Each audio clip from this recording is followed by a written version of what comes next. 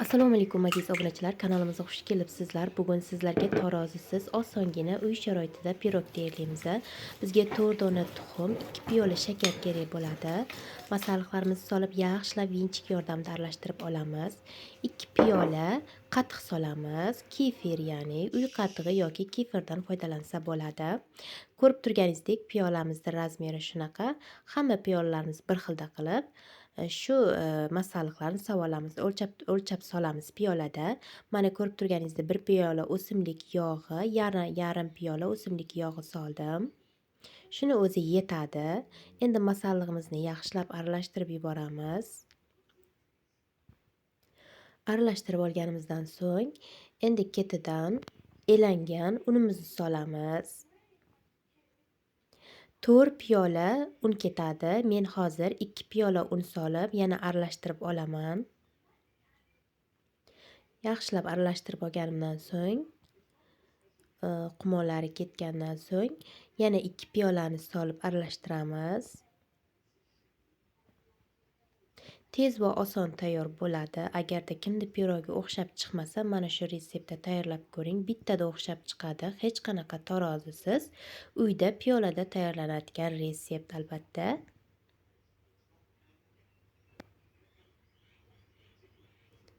Albatta, mikserdan ko'ra vinchikda tayyorlagan yaxshiroq. Vinchikda ham o'xshab, chiroyli bo'lib chiqadi. Yana 2 piyolani soldim. Jami 4 piyola un ketdi. 1 choy qoshiqda taxminan qilib razlokitl soldim. Vanilin solsa ham bo'ladi. Menda vanilin bo'lmaganligi uchun vanilin solmadim. Vanilin ham yaxshi hidini shirin qilib chiqarib beradi.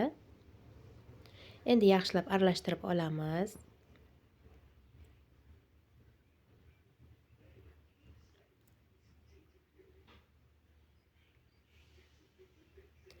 Margarin yoki masla solsa ham bo'ladi. O'simlik yog'ini o'rniga juda ham chiroyli bo'lib, sap-sariq bo'lib chiqadi.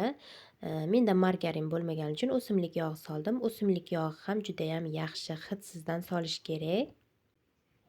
Aralashtirib olganimizdan so'ng, 1 osh qoshiq non sodaga 1 choy qoshiqda uksus solib, yaxshilab aralashtirib olamiz. Aralashtirib olganimizdan so'ng, massamizga solamiz.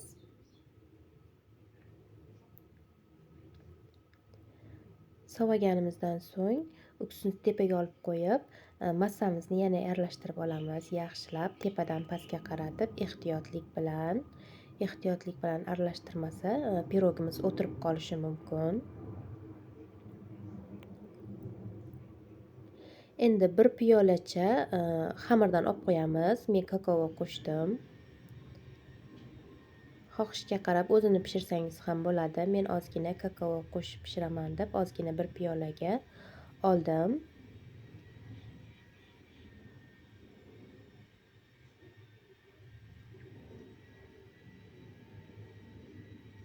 Kakaodan ham 1 osh qoshiqda solamiz, ko'p emas.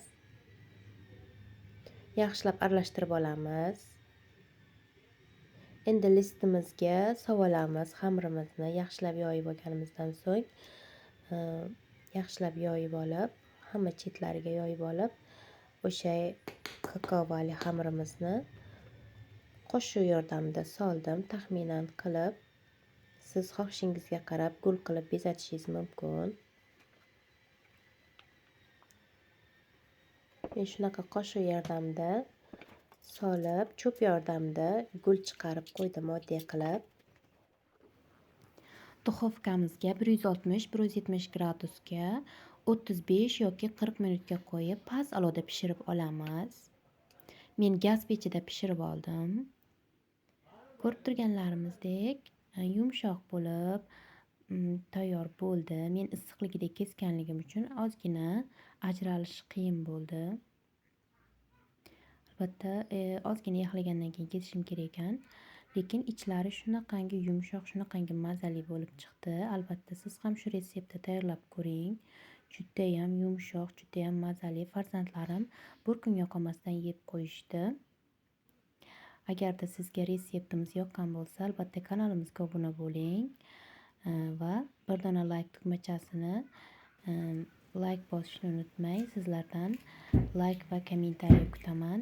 Keyingi videolargacha ko'rishguncha sog' omon bo'ling deyman. O'zingizni ehtiyot qiling.